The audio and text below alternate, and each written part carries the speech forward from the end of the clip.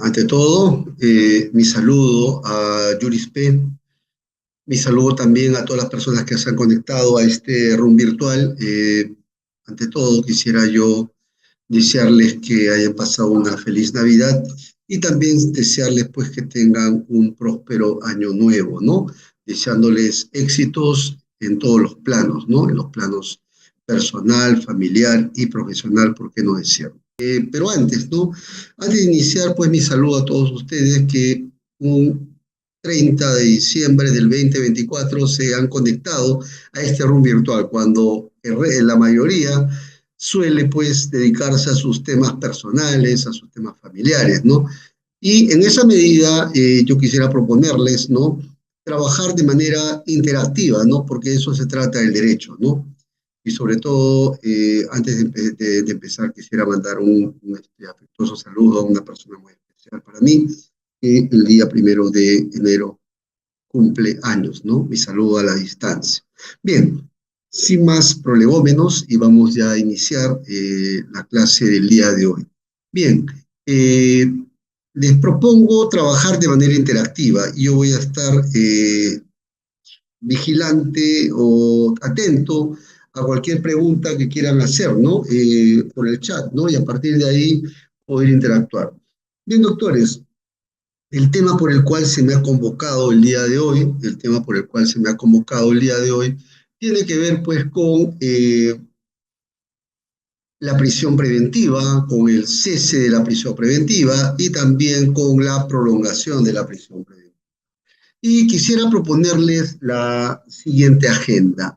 Me gustaría el abordaje de todos estos temas, no solamente desde un punto de vista teórico, normativo, sino sobre todo me interesaría pues compartir con ustedes estos temas súper importantes desde un punto de vista teórico, ¿no? Y práctico también. Nada mejor que trabajar todos estos temas de manera, no solamente de manera teórica, sino sobre todo ir al abordaje de todos estos temas viendo cómo funcionan todas estas instituciones jurídicas en el plano práctico, ¿no? Cómo funcionan.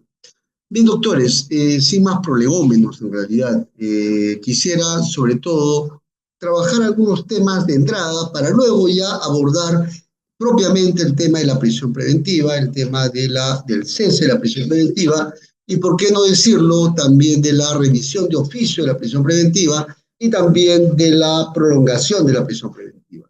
Y quisiera proponerles una agenda variada y a la luz de la jurisprudencia actual, ¿no? Tenemos jurisprudencia actual que voy a citar ahora, ¿no? Vayan preparando sus butacas, sus asientos, vamos a trabajar sobre todo con algunos precedentes, sobre todo actuales, ¿no? Y quisiera sobre todo trabajar con algunos precedentes que me parecen fundamentales, ¿no? Que han generado bastante controversia, bastante polémica en el ambiente académico, ¿no? Por cierto, no hay una fórmula matemática, no hay una receta única frente a temas de desarrollo de casos, ¿no? Por ahí he escuchado que alguien sale a decir que esta es la única receta, nada más falso. En materia jurídica todos los temas revisten cierta controversia, ¿no? Y sobre todo, me gustaría sobre todo escuchar las voces de la academia, pero voces académicas neutrales, no voces académicas interesadas, ¿no? Opinan a partir de algún tema, de algún caso que llevan. Creo que esa no es la mecánica de trabajo, no es objetivo, no es neutral, ¿no? Por eso que los temas deben ser abordados de manera objetiva y sin apasionamiento, ¿no? Eh, Bien, algunos temas que vayan buscando. El caso Chibolín, ¿ya? Vamos a trabajar con el precedente del caso Chibolín y vamos a proyectar también en pantalla el, la resolución, ¿no? La apelación del mandato de prisión preventiva que dio lugar a una decisión dividida, ¿no? Ustedes se acordarán, ¿no? Empezó 3-2 y luego acabó pues prácticamente 5-3, ¿no? Entonces, esa fue pues la lógica de los casos que se han venido trabajando. ¿Qué más? Otro caso que me interesa sobre todo compartir con ustedes es el caso Heiner Alvarado, recién emitido por la Corte Suprema, y en la cual la Corte Suprema incluso ha criticado el denominado activismo judicial, ¿no? Y que ha dado lugar a mucha polémica, ¿no? ¿Ya? Y yo quisiera sobre todo también dar mi punto de vista sobre el tema, porque desde la academia creo que las personas podemos dar nuestro punto de vista. Otro precedente que me gustaría sobre todo compartir con ustedes no solamente es el caso de Heiner Alvarado, sino también es un caso reciente de prolongación de prisión preventiva del caso de Betsy Chávez, ¿no? A propósito de de un auto de prolongación de prisión preventiva. Así es que preparen sus butacas. Estoy abierto, por favor, si alguien me va compartiendo por el chat cuáles son las resoluciones del caso Chibolín, de todos los votos que se han venido dando, del caso Heiner Alvarado y del caso de Betsy Chávez Chino, ¿no? Que es un caso reciente en el cual se ha emitido decisión, ¿no? A nivel de primera instancia, ¿no?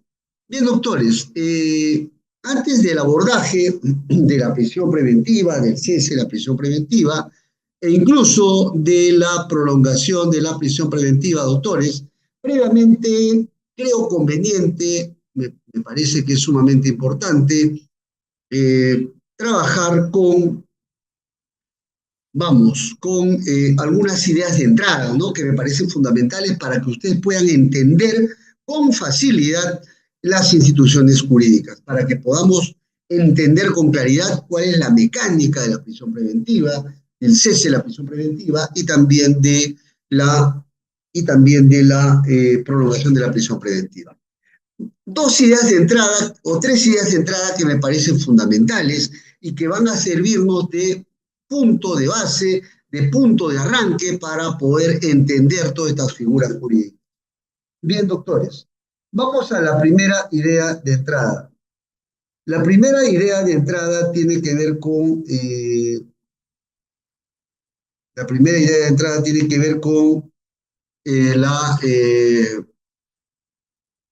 los objetivos del proceso penal, ¿no? Con los objetivos del proceso penal. Esta es una primera, con los objetivos del proceso penal. El segundo tema de entrada que me interesa compartir con ustedes son las etapas del proceso penal, y la tercera idea de entrada tiene que ver con los principios que rigen a todas las medidas de coerción procesal, incluyendo pues a la prisión preventiva, al cese de la prisión preventiva y a la prolongación de la prisión preventiva. Vamos entonces a trabajar con todo esto, ¿no? A ver, vamos con la primera idea de entrada. Tiene que ver con los objetivos del proceso penal. Cuando hablamos de los objetivos del proceso penal, ¿qué cosa quiere decir esto? De que el proceso penal tiene varios objetivos. Es decir, cuando se diseña el escenario procesal para decidir la aplicación de la ley penal al caso concreto, tenemos que identificar cuáles son los objetivos que se persiguen a través del proceso penal. Y podemos identificar varios objetivos, ¿no? Varios objetivos. El principal objetivo del proceso penal tiene que ver con la búsqueda de la verdad histórica, con el esclarecimiento de los hechos. Creo yo que ese es el objetivo principal, ¿no? El proceso penal se entiende que ha sido diseñado a través de sus distintas etapas procesales para la búsqueda de la verdad histórica. Es cierto que es difícil encontrar en términos absolutos esa verdad histórica, pero por lo menos lo que sí debemos propender a encontrar viene a ser una aproximación lo más cercana posible a la verdad histórica. Es por eso que durante las dos primeras etapas del proceso penal, esto es, durante las diligencias preliminares y durante la investigación preparatoria, se tiene como objeto realizar actos de investigación, ¿no?, para el cabal esclarecimiento de los hechos. ¿Por qué razón? Porque lo que se busca es el hallazgo, lo que se busca es encontrar esa verdad histórica, saber qué es lo que pasó respecto a la ocurrencia del delito y su vinculación con un determinado imputado. Esa es la idea básica. Pero no solamente ese es el único objetivo del proceso penal, es el objetivo principal, ojo. pero no es el único objetivo. También a través del proceso penal se persiguen otros objetivos. El otro objetivo del proceso penal tiene que ver con que el proceso penal decida la situación jurídica en un tiempo razonable. Es por eso que hay una crítica feroz, acérrima, contra los procesos que tienen o bien una duración sumamente corta, que son los procesos penales express, y también hay una crítica muy feroz frente a los procesos penales que tienen una duración excesivamente larga. Lo que se quiere en el campo del proceso penal es que los procesos tengan una duración razonable como para que se haga el despliegue de los actos de investigación, como para que el imputado pueda defenderse de los cargos que se le atribuyen y también para que se realice el plenario de cara a decidirse la situación jurídica final de un acusado, ¿no? Es decir, que dure el tiempo razonable. Lo que se busca es que se eviten los procesos demasiado cortos, los procesos express. Es por eso que hay un sector de la doctrina que critica la existencia del denominado proceso inmediato. Seguramente ustedes han escuchado del denominado proceso inmediato. ¿Y qué es lo que se busca, digamos, cuál es la nota característica del proceso inmediato? Por cierto, el proceso inmediato también existe en otras legislaciones del mundo. Y lo que se predica del proceso inmediato es que son una suerte de procesos express, en donde en un tiempo demasiado corto se busca decidir la situación jurídica final de un acusado. Claro está que el escenario de que la utilización del proceso inmediato solamente puede darse en determinados casos, en casos que no revistan complejidad, que sean procesos simples y en donde la nota característica sea que exista prueba evidente sobre el delito imputado a un determinado acusado. De que el proceso reviste complejidad, se entiende que no podemos recurrir a un proceso inmediato, tenemos que recurrir a un proceso común y silvestre. Por cierto, los procesos inmediatos se caracterizan porque hay una simplificación de las etapas procesales. Hay un salto con garrocha prácticamente de las diligencias preliminares que dura un tiempo sumamente corto y en donde se busca pasar, superando, claro están los filtros correspondientes, se busca saltar de manera directa prácticamente al juicio oral, ¿no? Hay un salto respecto a hay un salto prácticamente casi directo de las diligencias preliminares, que tienen un periodo de duración corto, hacia el juicio oral, ¿no? Por cierto, hay gente que critica el proceso inmediato porque se habla de que lo que se sacrifica es, o sea, se busca ganar, se buscan hacer procesos demasiado céleres, sacrificando incluso derechos fundamentales del imputado. Se dice que estos procesos express, como el proceso inmediato, afectan el derecho de defensa del imputado, porque el imputado debe tener un tiempo adecuado como para que pueda estudiar su caso, para poder preparar su defensa, para que pueda buscar la prueba de descargo correspondiente de cara a que se alcance una decisión justa sobre el caso final. Esos son los procesos inmediatos, ¿no? Que han recibido una crítica de parte de la doctrina en la cual se dice que los procesos deben tener una duración razonable. Tenemos una feroz crítica igualmente contra procesos que tienen una duración excesivamente larga, procesos que duran bastante.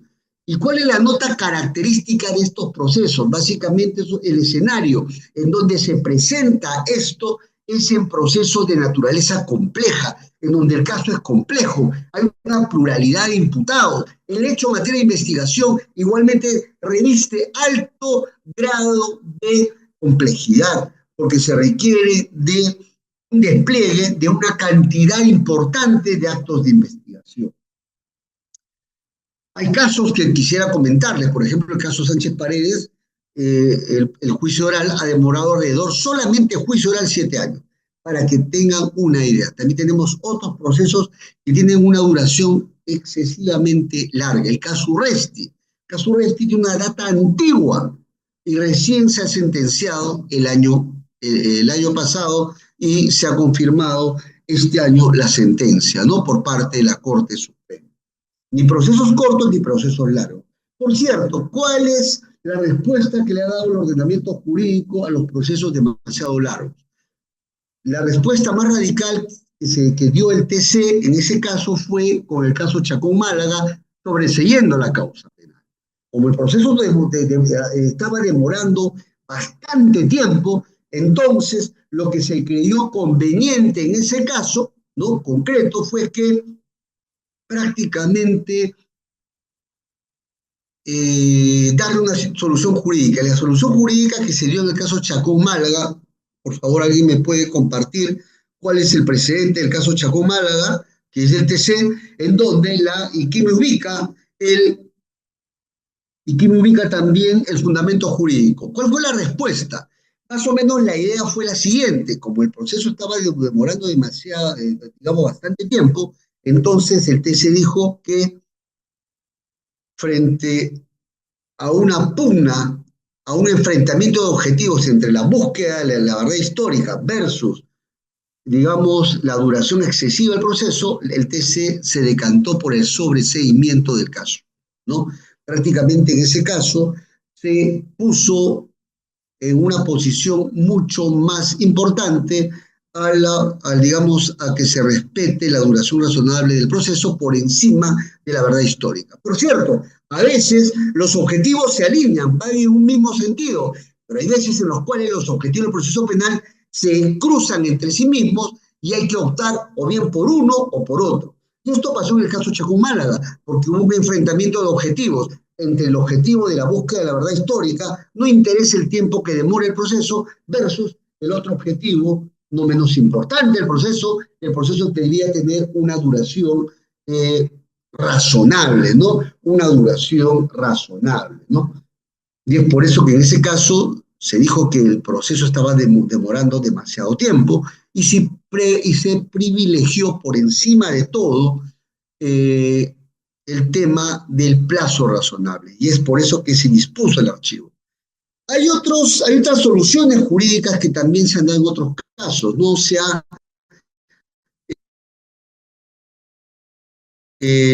buscado la crítica que se le hizo es cómo es posible que se archive un caso, ¿no? De esa envergadura, ¿no? Y que en ese caso se había sacrificado la verdad histórica y se había logrado y se había dado pie a la impunidad, ¿no? A la impunidad. Justamente el doctor Gianmarco, lo saludo en esta oportunidad, efectivamente, es la sentencia 3509 del 2009 HCTC, caso del general Chacón Málaga, fundamento jurídico número 19. Y fíjense lo que se remarcó, lo ha citado muy amablemente el doctor Gianmarco, ¿no? De que el plazo de un proceso será razonable si comprende un lapso de tiempo necesario y suficiente para las actuaciones necesarias y pertinentes que el caso requiere, ¿no? A fin de obtener una respuesta definitiva. Y que en el supuesto que se advierta que ha tenido una duración excesivamente larga, pues bien, lo que debe procederse es al archivo del caso, al sobreseimiento del caso. Hay otra solución que también le dieron otros tribunales. ¿Y cuál fue la otra solución que se le dio? No se decantó tanto por el archivo del caso, sino se aplicó la ley de la compensación. A ver, ¿quién me ubica un precedente? ¿Ya? A ver, ¿cuál fue la lógica? Que al final del proceso se detectó que el acusado era responsable del delito que se le atribuyó, pero, ojo, pero, se dijo que no, de que la solución jurídica no merecía el archivo del caso, sino la compensación por el tiempo excesivo de duración del proceso. ¿En qué consistió eso? La ley de la compensación. No te voy a archivar el caso, pero como tu proceso duró bastante tiempo, entonces lo que yo voy a hacer, dijo el tribunal en varios casos, es que si a ti te corresponde, por ejemplo, 20 años, te voy a aminorar la sanción penal a razón de 3 o 5 años por el tiempo, digamos, por el tiempo del proceso demasiado largo que ha sufrido tu acusado. Esa fue la aplicación de la ley de la compensación. Fíjense ustedes entonces, con esto quiero cerrar, de que el objetivo principal del proceso penal es la búsqueda de la verdad, pero hay otros objetivos como el plazo razonable y también el respeto a los derechos fundamentales. Básicamente, el otro objetivo del proceso penal viene a ser el respeto a los derechos fundamentales. ¿Y en qué consiste básicamente eso? En que el ordenamiento jurídico, los tribunales le dicen algo así, ¿no? Al aparato de persecución penal. Tú puedes buscar la verdad, pero esa verdad no lo puedes lograr a cualquier precio. Si es que afecta derechos fundamentales, yo en algunos casos puedo darle mayor predominancia a los derechos fundamentales. Y es por eso que comienza a hablarse de la prohibición, ¿no? De la exclusión de la prueba prohibida. Comienza a decirse de que no se puede utilizar prueba que haya sido obtenida con afectación a derechos fundamentales. Este es el caso, por ejemplo, de la prueba prohibida.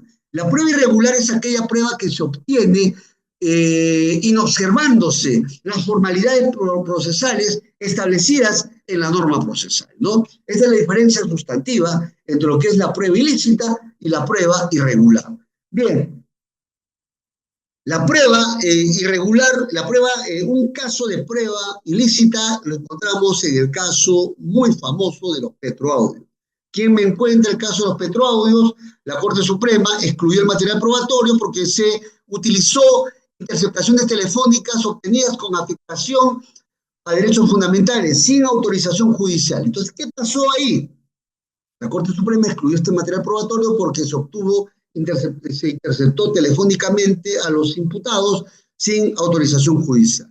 Pero ¿qué dijo el TC? Al final dijo el TC, voy a validar estas conversaciones obtenidas ilegalmente porque me interesa sobre todo por una lógica de interés público.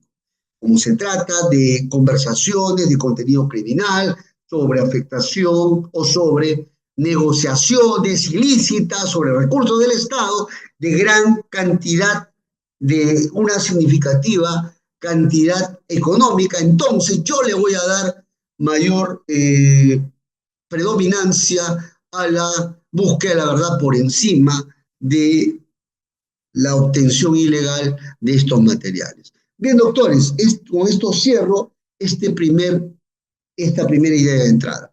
Vamos a la segunda idea de entrada que tiene que ver con lo que tiene que ver con,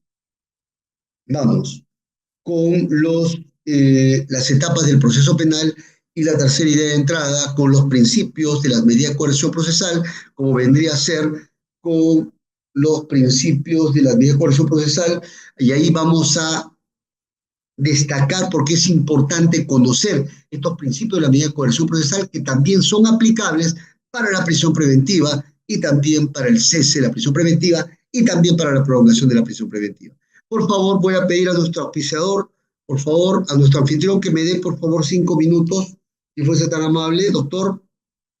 A ver, sí, claro que sí, doctor, no hay ningún problema. Ya, por favor, para que suspenda la grabación unos minutos. Y va a ver, por favor, para que usted vaya compartiendo los materiales y también me gustaría que también vaya compartiendo el caso del general de Chacón Málaga, también el caso donde hay esta lógica de la lógica de la compensación y el caso también Petroaudios, ¿no? Sobre lo que dijo la Suprema y también el TC. Bien, muchas gracias. Habíamos tenido unos problemas para conectarnos, pero ya estamos nuevamente, ¿ya? Bien, doctores, vamos a continuar. Estamos en las ideas de entrada, ¿no? Vamos a la segunda idea de entrada para poder comprender como marco teórico todos estos temas vinculados, pues, a la prisión preventiva, al cese de la prisión preventiva y a la prolongación de la prisión preventiva. La segunda idea de entrada que quisiera un poco resaltar tiene que ver con las etapas del proceso penal. Ustedes saben muy bien que para la aplicación de la ley penal sustantiva o del derecho penal sustantivo se requiere una plataforma procesal. El escenario natural para aplicar la ley penal sustantiva se da a través del proceso penal, ¿no? Es por eso que se dice que el proceso penal es un instrumento para la aplicación de la ley penal sustantiva al caso concreto, ¿no? Esa es la lógica del proceso penal. Y ojo, el proceso penal es el espacio para definir la situación jurídica de un determinado imputado. Y para ello se requiere recorrer por diversas etapas procesales, ¿no? Y es por eso que la estructura básica de un proceso penal, para que usted lo pueda entender con facilidad, porque de eso se trata, de que usted lo pueda entender con claridad y que puedan, digamos, reflexionar, ¿no? Estos grandes institutos y luego ya puedan dar su opinión en un sentido o en otro. Por cierto, en el derecho no hay verdades absolutas, ¿ya? Aquel que crea que hay una sola manera de pensar está totalmente equivocado. No estamos en tiempos de la Inquisición, parafraseando a las personas que solamente piensan que existe una sola manera de pensar. Es totalmente inexacto, es totalmente falso, ¿ya? Es por eso que en el derecho penal existen varias perspectivas. Es por eso que ante el juez va el fiscal, va la defensa y cada uno lleva su propia perspectiva sobre el caso concreto. Y al final el juez tiene que decidir si acoge una tesis o la otra tesis. Puede ser que el fallo del juez de primera instancia no sea acogida por alguna de las partes. Tiene la instancia superior, ¿no? Para poder recurrir y poder, digamos, llevar el caso a una segunda instancia, porque ustedes saben bien que el producto judicial, como cualquier producto humano, es un producto que es falible, puede ser materia de errores judiciales, ¿no? Es por eso que existe la impugnación de todo proceso. ¿Y cuál es esa estructura básica? El proceso penal discurre por diversas etapas. La primera etapa tiene que ver con la etapa de las diligencias preliminares, luego de la investigación preparatoria propiamente dicha, luego la etapa intermedia, luego el juicio oral o el plenario. ¿Cuál es la nota característica tanto de las diligencias preliminares y de la investigación preparatoria? Tiene las siguientes notas características. La primera nota característica es quien decide el inicio y fin tanto de las diligencias preliminares como de la investigación preparatoria, viene a ser el Ministerio Público como titular de la acción penal, como el ente persecutor del delito. ¿Ya? No deben olvidar eso. ¿Ya? No hay que olvidar que el fiscal, como titular de la acción penal, ¿no? Dirige las diligencias preliminares y la investigación preparatoria. ¿Y qué cosa es lo que realiza el Ministerio Público durante ello? Programa actos de investigación para el esclarecimiento de los hechos. Nuevamente hay que tener en consideración aquí el tema del objetivo principal del proceso penal, que es la búsqueda de la verdad a través del esclarecimiento cabal de los hechos, materia de investigación. ¿Ya? ¿Qué más podemos decir, doctor? Es por eso que tanto en las diligencias preliminares como durante la investigación preparatoria, el fiscal tiene que fijar cuál es el hecho en materia de imputación o el hecho en materia de investigación para a partir de ahí establecer los actos de investigación que se van a desplegar. Hay veces en las cuales los actos de investigación las puede realizar de manera directa el fiscal, ¿no? Sí, en las cuales no se requiere el concurso de la autoridad judicial, ¿no? Básicamente, cuando requiere, por ejemplo, pedir información a entidades sobre un determinado asunto, ¿no? Imaginemos que el fiscal requiere información acerca de,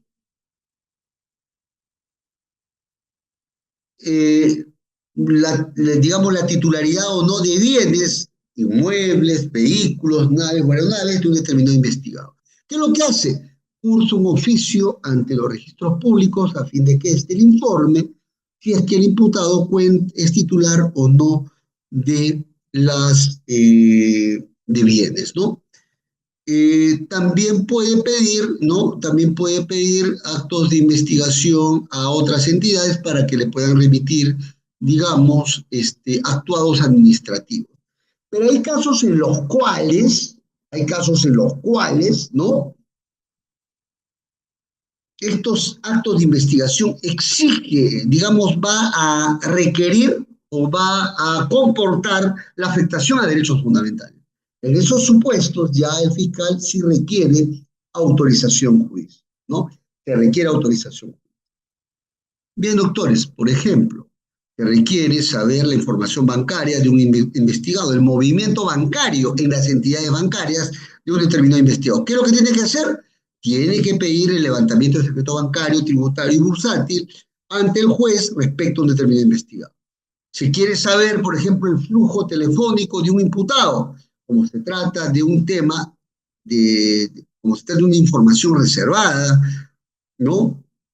Como se trata de una información reservada, entonces aquí se requiere pedir un levantamiento del secreto de las comunicaciones, tanto para acceder a esta información histórica, como también para pedir una interceptación telefónica en tiempo real.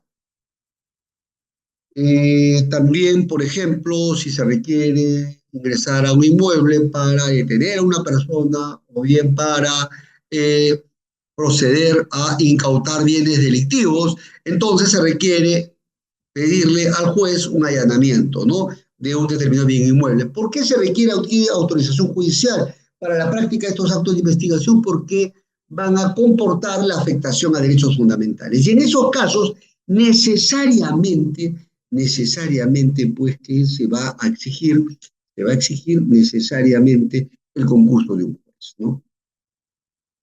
Ahora, una vez que se ha concluido con las diligencias preliminares o con la investigación preparatoria, a fin del mismo, el fiscal evalúa todo el caudal probatorio que ha obtenido y va a determinar si el caso merece llevarse a juicio oral o merece archivarse. Y es así que con ello se inicia la etapa intermedia.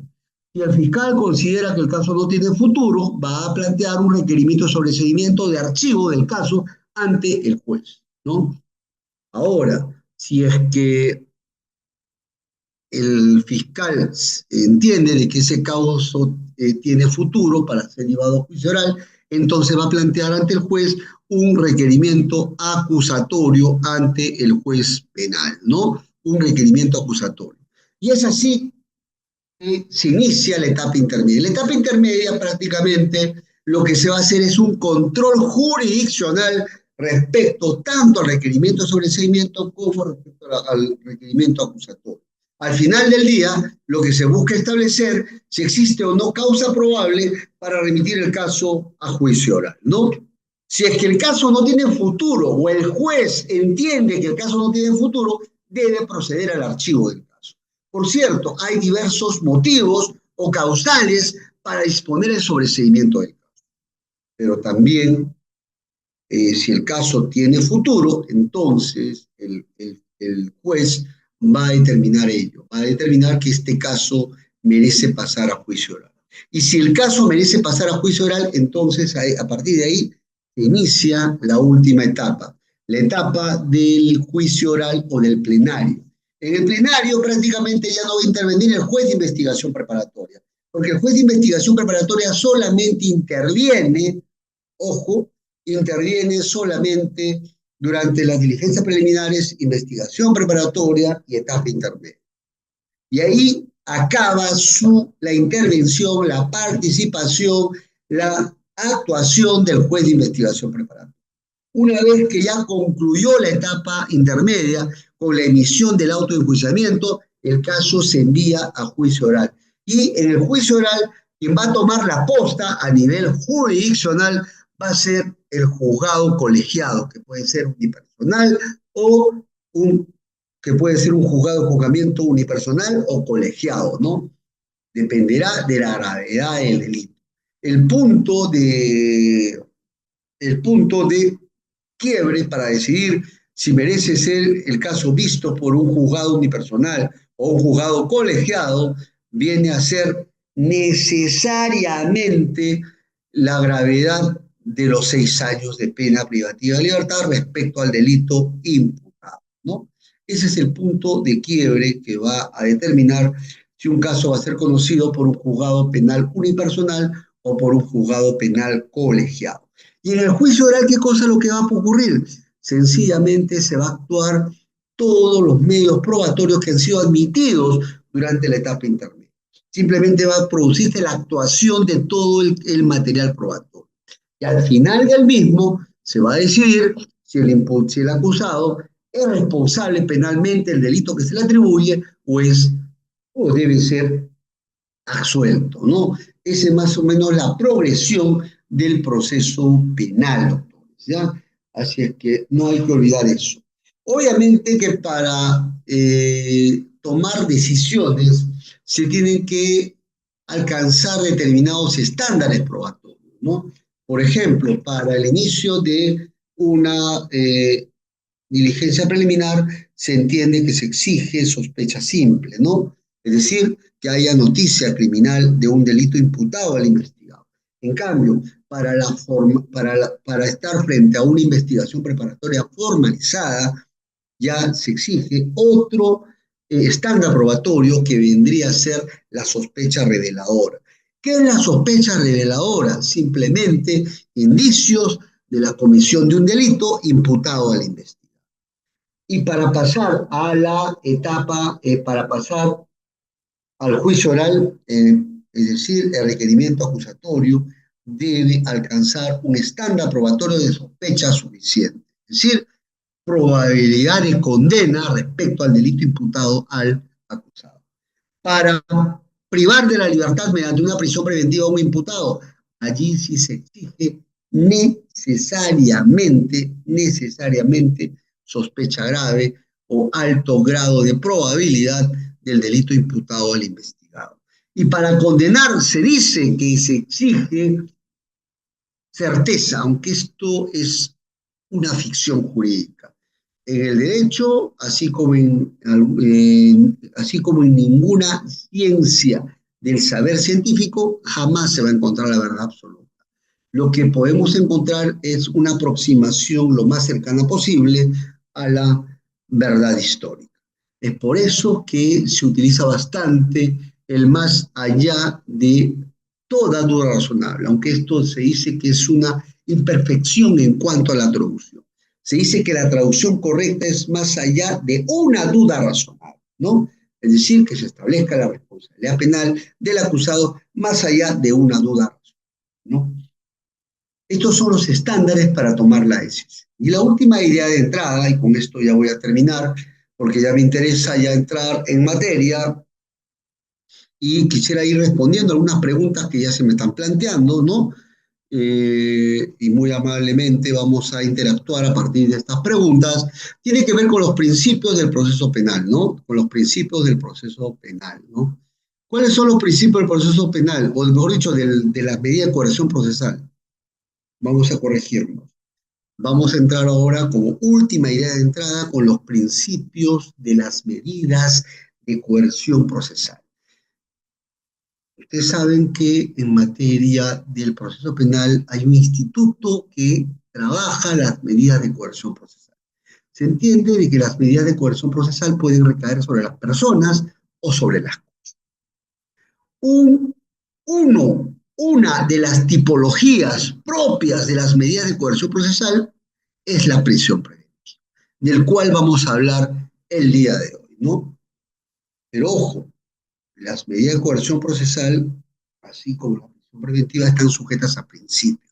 Es por eso que ahora vamos a hablar de lo que se denominan los principios de las medidas de coerción procesal, que son aplicables perfectamente a la prisión preventiva. A ver, vamos un poco a despertarnos a esta hora. A ver, me van mencionando principios de las medidas de coerción procesal o principios de las medidas de la prisión preventiva. Principio de oportunidad no es un principio de las medidas de coerción procesal. El principio de oportunidad tiene que ver con el tema de una salida anticipada del proceso en una fase temprana durante las diligencias preliminares, ¿no? El principio de oportunidad es cuando la contradicción es un principio del proceso penal. Estamos preguntando de los principios de las medidas de coerción procesal, ¿no? De las medidas de coerción procesal. Bien, aquí creo que sí vamos, ¿no? El doctor Jefferson Povis nos está hablando de la apariencia del buen derecho. Efectivamente, uno de los principios aplicables a toda medida de coerción procesal es que existan suficientes elementos de convicción. Y es por eso, y no hay que olvidarlo nunca, para el dictado de una medida de coerción procesal, sea cual fuera, incluyendo la prisión preventiva, se exige necesariamente, ojo, la existencia de suficientes elementos de convicción. A eso también, como diría el doctor Gerson Povis, se le denomina fumus delicti comissi, o también se le denomina fumus boni juris, o apariencia del buen derecho, ¿no? O apariencia del buen derecho, ¿ya? Así que no se olviden, para el dictado de cualquier medida de coerción procesal es ineludible el cumplimiento del principio de la apariencia del buen derecho o del fumus boni juris, o aplicado a las medidas de coerción procesal del fumus delicti comissi, esto es, de que exista la probabilidad de que del delito imputado al investigado. Que sea probable que el investigado está vinculado con el delito que se le atribuye, ¿ya? A eso se refiere la existencia de suficientes elementos de convicción. Pero no es el único principio, y vamos un poco a rescatar lo que nos dice el doctor Jorge Muñoz y el doctor Manuel Sotelo, y también la doctora Rosa Sandoval, ¿no? Rosa Sandoval, cuando habla acerca del principio de proporcionalidad. Efectivamente, uno de los principios para el dictado de una determinada medida de coerción procesal viene a ser el sometimiento al test de proporcionalidad. Y para eso no hay una fórmula matemática. Eso se va a establecer en cada caso concreto, ¿ya? En cada caso concreto se va a establecer si la medida de coerción procesal que se está dictando es proporcional o no para el caso concreto. Y la proporcionalidad exige evaluar básicamente la idoneidad de la medida, la necesidad de la medida y la proporcionalidad en estricto sentido de la medida.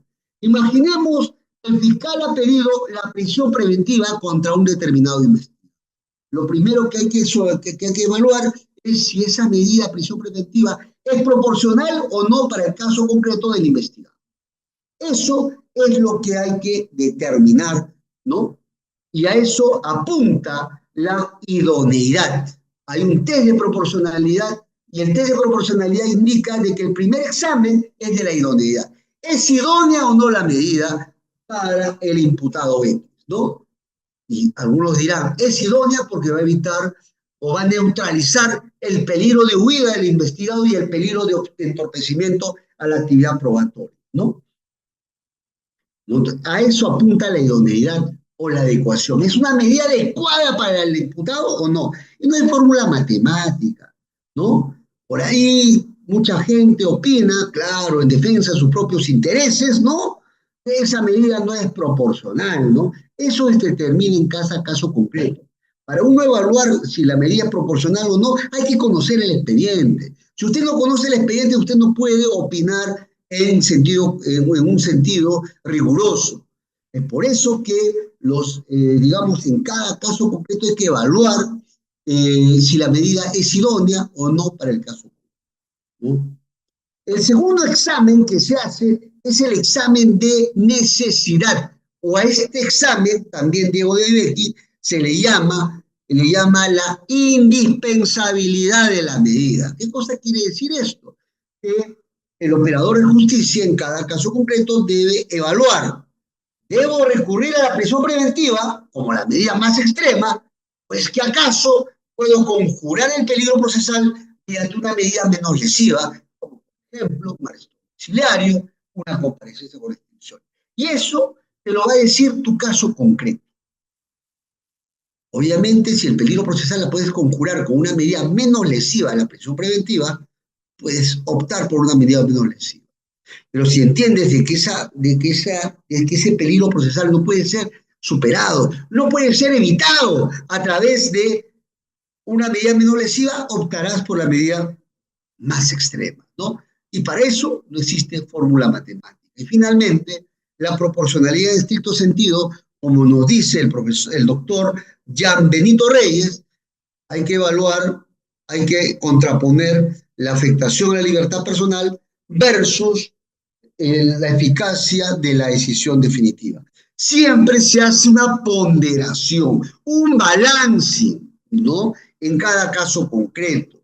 Así es que aquellos que dicen que la libertad personal jamás se debe sacrificar, es totalmente falso. La libertad personal no es un derecho absoluto, es un derecho que puede sufrir las limitaciones cuando el caso lo habilita. ¿Ya? Aquellos que dicen que jamás se puede afectar la presunción de inocencia. Doctores, y cuando se habla de terrorismo, y cuando se habla de tráfico ilícito de drogas, cuando se habla de violación de menores, van a seguir diciendo lo mismo acaso. Pues bien, hay que evaluar y hay que ser rigurosos cuando se hablan de estos temas. No hay que opinar alegremente sobre los temas y sin conocer el expediente. Y lo que es más, con intereses totalmente, plenamente identificados. Pues, ¿no? Hay que ver con ojo de sospecha cuando alguien opina sobre este tema para defender a su patrocinado. No es una opinión neutral ni académica, sino es una operación, sino es una apreciación interesada sobre el caso, ¿no? No hay objetividad ahí, ¿no? Entonces vamos pues a poner los puntos sobre las CIS, ¿no? Bien, entonces el principio de proporcionalidad es uno de los principios de las medidas de coerción procesal. Otro de los principios, y vamos un poco a responder al doctor John Alexis, el principio de imparcialidad es importante lo que usted dice, pero cuando hablamos del principio de imparcialidad, esto se predica no de los principios de las medidas de coerción procesal, sino es un principio del proceso penal. Hay que tener bien en claro la diferencia entre los principios del proceso penal versus los principios de las medidas de coerción procesal. Por ejemplo, uno de los principios del proceso penal viene a ser la imparcialidad. Otro de los principios del proceso penal viene a ser la contradicción también, que habría resaltado iPhone, dice acá iPhone, ¿no?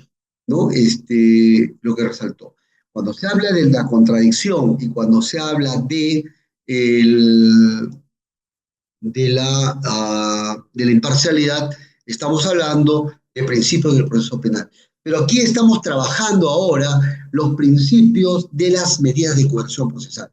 Y ya hemos empezado con el primero, con el principio de los indicios de criminalidad, al cual también se le denomina, como diría el doctor Manuel Sotelo, también indicios de criminalidad, ¿no? Indicios de criminalidad. Así también se le llama, ¿no? Indicios de criminalidad. A esto se refiere a la suficiencia de elementos de convicción para el dictado de la medida de coerción procesal, ¿no? No hay que perder de vista, para el dictado de una medida de coerción procesal tiene que existir suficientes elementos de convicción. Y ese es un principio que lo ha graficado de manera correcta los doctores, ¿no? El doctor Manuel Sotelo, cuando habla de la existencia de indicios de culpabilidad, y el doctor y también el doctor Jefferson Povis cuando habla de la apariencia del buen derecho, ¿no?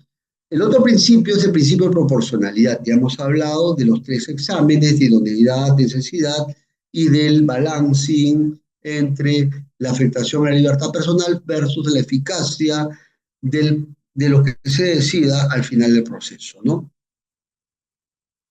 Sí, la ponderación tiene que ver con hacer un balance, no poner sobre la balanza en buena cuenta, por un lado, la libertad personal que se busca sacrificar y por otro lado, la protección del sistema de persecución penal en clave de eficacia de lo que se decida al final del proceso, ¿no?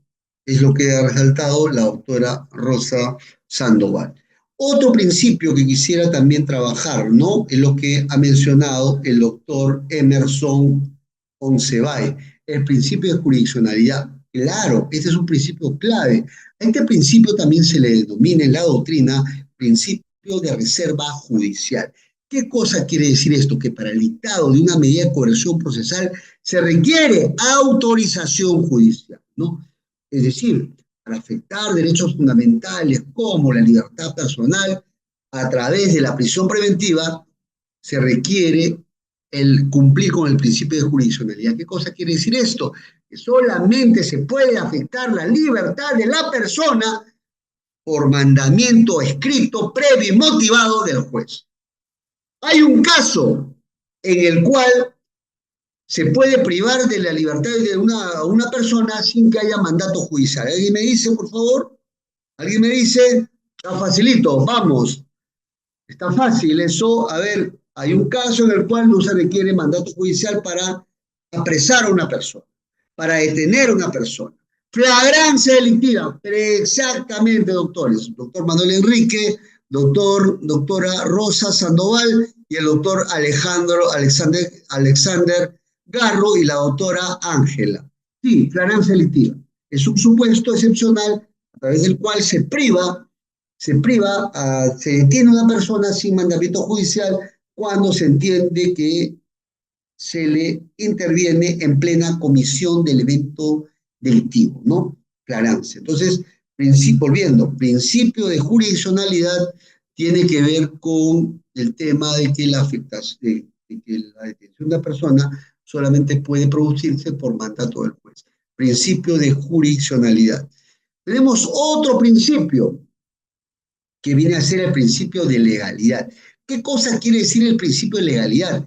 Que solamente se pueden dictar medidas de coerción procesal expresamente tipificadas en la norma procesal. Es decir, el juez no puede inventar medidas de coerción procesal, solamente puede imponer aquellas que están previstas expresamente en la normativa procesal. En la actualidad, por ejemplo, existe prisión preventiva. No, el juez la puede. En la actualidad no existe detención preliminar judicial. El juez ya no la puede ir, aunque el tema es hartamente discutible. No, es hartamente discutible. Creo yo que es una norma que tiene muchos defectos y que prácticamente atenta contra la eficacia del aparato de persecución penal, ¿no? ¿No? Pero la norma vigente es que no existe, pues, no detención preliminar judicial, ¿no? No existe en estos momentos, ¿no?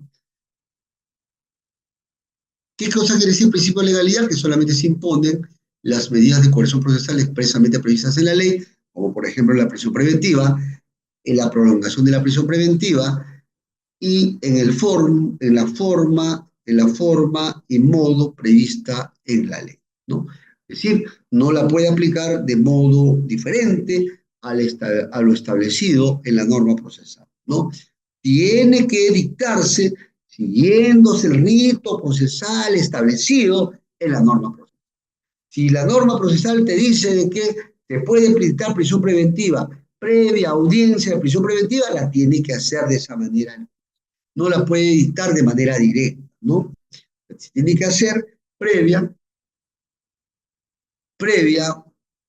audiencia de prisión preventiva, ¿no?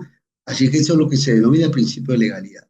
A ver, vamos, principio de motivación de las decisiones judiciales. Efectivamente, doctor Gian Benito Reyes. Es decir, eso también es un principio que debe observarse cuando se dicta una medida de coerción procesal.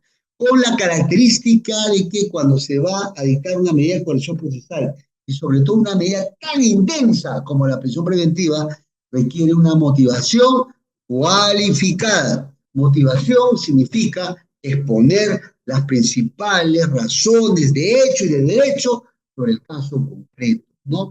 Sobre el caso concreto. ¿Sí? El juez tiene que exponer las razones de hecho y de derecho que le han llevado a concluir que en un caso concreto se merece o merece el caso, el dictado de una prisión preventiva. Así es que no hay que olvidar ese tema puntual. Principio de la motivación de las decisiones judiciales. El otro principio es el principio de variabilidad. ¿Qué significa el principio de variabilidad? El principio de variabilidad está vinculado a dos instituciones jurídicas de la prisión preventiva. A ver, ¿quién me dice? Antes de desarrollar el principio de variabilidad, ¿con qué institución de la prisión preventiva está vinculado? ¿Con qué tema anejo a la prisión preventiva está vinculado? A ver, ¿alguien me dice?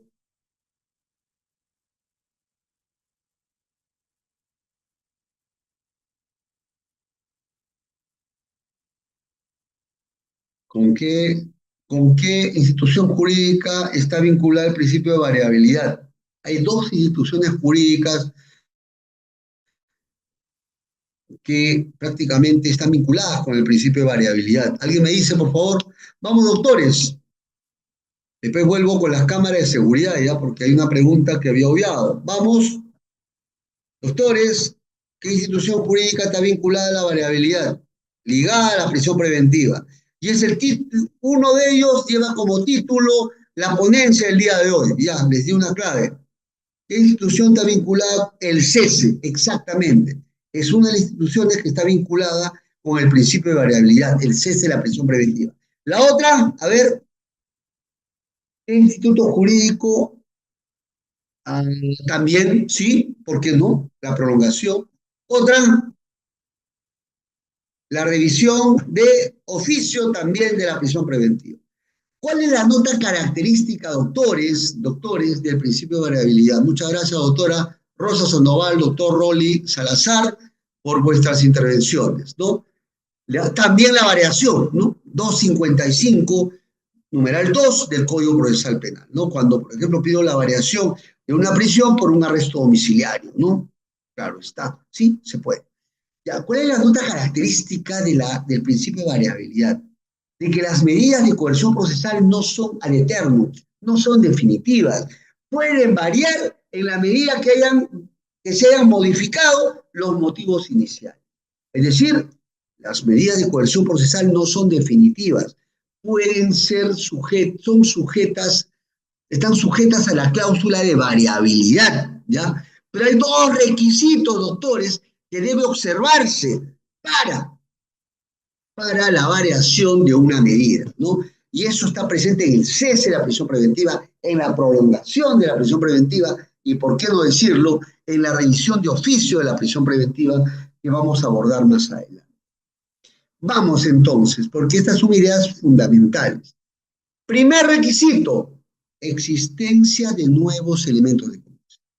Si tú vas a pedir un cese de prisión preventiva o vas a pedir que se levante la prisión preventiva en mérito de una revisión de oficio de la prisión preventiva, tienes que someter al órgano jurisdiccional o tienes que presentar ante el órgano jurisdiccional nuevos elementos de convicción.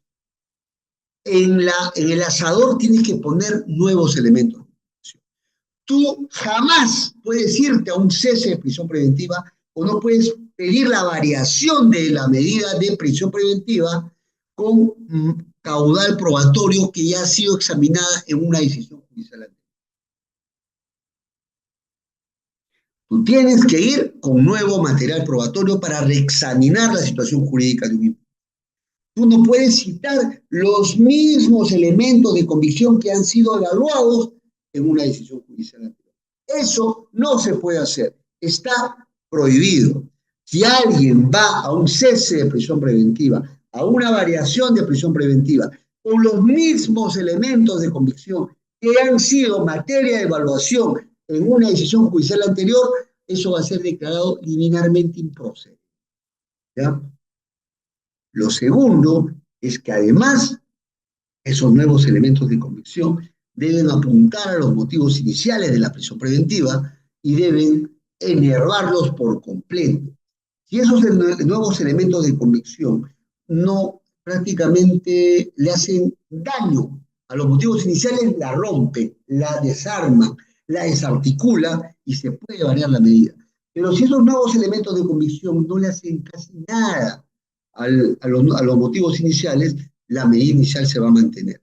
Es por eso que el segundo requisito de cara a una variación de medida de prisión preventiva viene a ser el cumplimiento o la verificación del principio de trascendencia jurídica. ¿Qué significa el principio de trascendencia jurídica? De que esos nuevos elementos de convicción que has presentado tienen que ser fuertes, capaces deben tener la suficiente fuerza acreditativa como para enervar los motivos iniciales, ¿no? Los motivos iniciales, ¿no? Y el otro, a esto se refiere el principio de variabilidad, que más adelante lo vamos a ver en un tema de cese de prisión preventiva.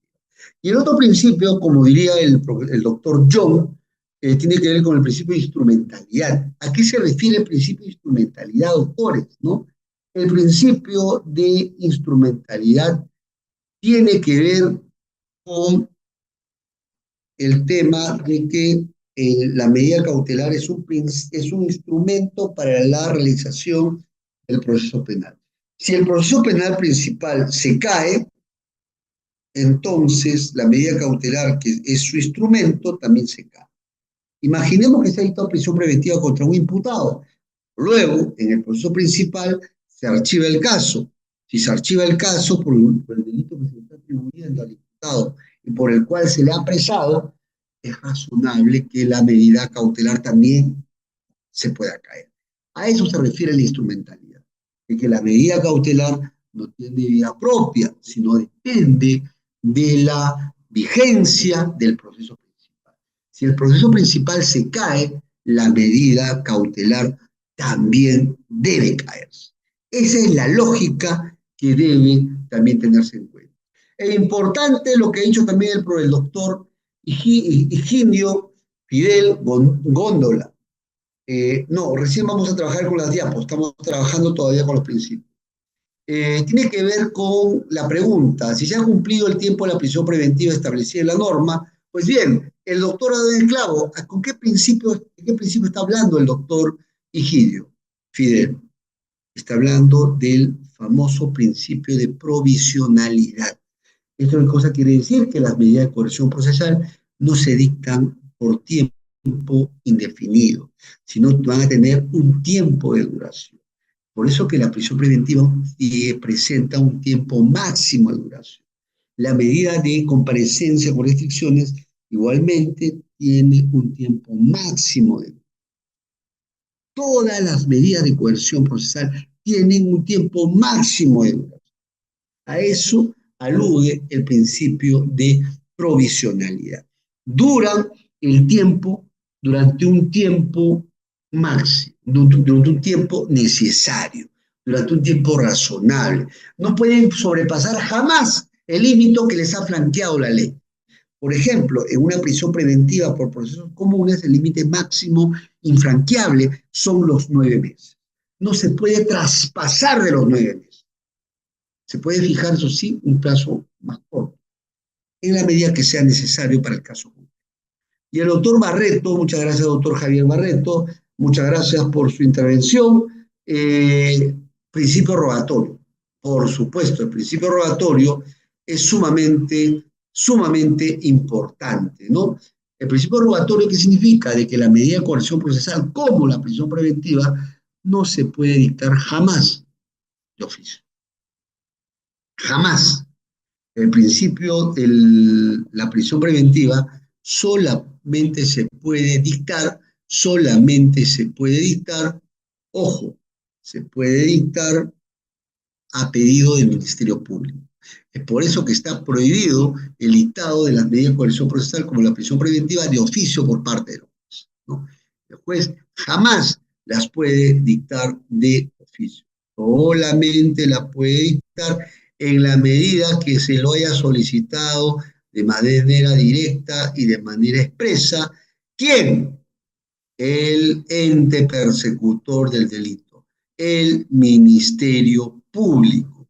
Esa es la lógica, ¿no?, de todo esto, ¿no?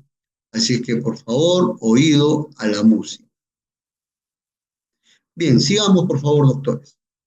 Sigamos trabajando. Ya hemos dado. A ver, acá el doctor Jorge Muñoz nos está preguntando, pero es que acaso eso no se contradice. A ver, vamos un momento. No se contradice con la posibilidad de revisión de oficio de la prisión preventiva. Yo creo que no. Cuando hablamos del principio de provisionalidad, es que va a tener una duración, tiene que durar en un tiempo razonable. Pero ojo, eso no impide que pueda revisarse la prisión preventiva cada cierto tiempo. Eso no lo impide. Por ejemplo, y luego vamos a trabajar la revisión de oficio. Imaginemos que, imaginemos que se dicta una prisión preventiva por, vamos a poner un ejemplo, en caso de criminalidad organizada por 36 meses de prisión preventiva. ¿Por cuánto se dictó? Por 36 meses. Ese fue el plazo que se ha establecido. Obviamente que en criminalidad organizada no se puede dictar más allá de los 36 meses. A eso se refiere el principio de provisionalidad, que no puede tener una duración indefinida. La ley procesal estableció un límite para la prisión preventiva en casos de criminalidad organizada de hasta 36 meses. Eso no impide que se revise la prisión preventiva cada 6 meses según la norma, no lo impide, ¿ya? Así que por eso que no hay contradicción entre el principio de provisionalidad versus el principio versus el tema de la revisión de oficio de la prisión preventiva. El principio de mediación, doctores, no es un principio de la medida de coerción procesal, es más propiamente un principio del proceso penal, es un principio del proceso penal. Así que hay que tener mucho cuidado, ¿no? En ese caso, ¿no? Claro, estamos hablando de este caso que se está planteando, 36 meses por organización criminal, que se puede dictar en un caso concreto, pero eso no impide que se haga la revisión de oficio cada 6 meses, ¿no? Como de hecho debe hacerse la prisión preventiva. Bien, doctores, hasta aquí creo que llegamos con los principios y ahora sí vamos a ir corriendo las diapositivas. Pasamos de diapositiva, por favor. Adelante. Doctores, aquí quisiera trabajar el tema de la prisión preventiva, el caso de Sada Goray, que es en la casación 420 del 2024. ¿Qué es lo que quiero poner de relieve, sobre todo, doctores, ¿no? Poner sobre la mesa, ¿no? De que cuando hablamos de la prisión preventiva, se exige, ustedes saben muy bien que se deben cumplir con determinados requisitos para su dictado, ¿no? Y ustedes me dirán, ¿cuáles son los requisitos, no? Vamos a trabajar normativamente, ¿no? El Código Procesal Penal, en su artículo 268 del Código Procesal Penal, ha establecido 3 requisitos, ¿no? El primer requisito se refiere a la existencia de fundados y graves elementos de comisión por el delito imputado al investigador. Segundo requisito, el pronóstico de la pena superior a los 5 años de pena privativa de la libertad. Y el tercer requisito tiene que ver con la existencia de cierto peligro procesal, de peligro de fuga o de peligro de entorpecimiento. Esto ustedes lo saben mucho más que yo. Pero ¿qué cosa es lo que yo quisiera poner de manifiesto? ¿Qué cosa es lo que quisiera yo poner de relieve en este caso? Cuando hablamos de los fundados y graves elementos de convicción sobre el delito imputado al investigado, estamos hablando del fumus delicti commissi. ¿Y qué cosa es el fumus delicti commissi? Se refiere a que debe existir alto grado de probabilidad sobre el delito imputado al investigado, ¿no? Ese es el estándar probatorio que se exige para el dictado de una prisión preventiva. Alto grado de probabilidad sobre el delito imputado al investigado. Alto grado de probabilidad, ¿no? Casi cercano a la decisión que se va a tomar de cara al fondo del asunto. Alto grado de probabilidad. Pero ojo, cuando hablamos de la probabilidad, este alto grado de probabilidad, yo quisiera poner de manifiesto 2 notas características para que se entienda a cabalidad este tema. La primera nota característica, ¿no? La primera nota característica que hay que hablar acerca del fumus delicti commissi es que cuando hablamos del alto grado de probabilidad, estamos haciendo alusión a que no se exige certeza sobre el delito imputado al investigado. Solamente se exige alto grado de probabilidad. Y cuando hablamos de la probabilidad, estamos hablando de una probabilidad epistémica. ¿Y a qué se hace alusión a esta probabilidad epistémica? Se entiende que el evento delictivo que se imputa a un investigado ya ocurrió en el pasado. Lo que se requiere hacer es reconstruir ese evento del pasado si es probable que haya ocurrido y si el imputado está vinculado o no a ese delito. De eso se trata, ¿ya? De eso se trata, ¿no? De que exista alto grado de probabilidad sobre el delito imputado al investigado. De eso se trata, ¿ya? Por eso hablamos de una probabilidad epistémica. Y la segunda nota característica es que para establecer si existe o no alto grado de probabilidad hay que evaluar, hay que valorar todo el caudal probatorio que el fiscal y la defensa le ha llevado ante el juez. El juez tiene que evaluar todo el caudal probatorio, todo el caudal de elementos de convicción que le ha sido puesto que se le ha sido puesto sobre la mesa, ¿no? Y tiene que evaluar si es que se alcanza ese alto grado de probabilidad, ¿no? Ese es el primer requisito. El segundo requisito tiene que ver con el pronóstico de la pena. El pronóstico de la pena en concreto, ahora vamos a ir al peligro porque eso es lo que quiero resaltar. El pronóstico de la pena es que el pronóstico de la pena en el caso concreto supere los 5 años de pena privativa de la libertad. Y el peligro procesal al cual se le denomina y que vamos a utilizar en la diapositiva del caso Sadagoray, es el que ha trabajado bastante el tema del peligro procesal. En el caso Sadagoray, ¿cierto? Habla acerca del periculum libertatis. ¿A qué se hace alusión con el periculum libertatis? De que debe existir cierto peligro de fuga o cierto peligro de entorpecimiento a la actividad probatoria.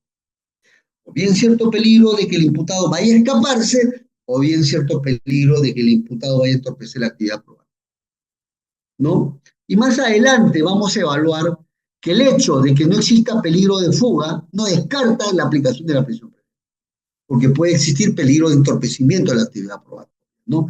Y vamos a distinguir, ¿no?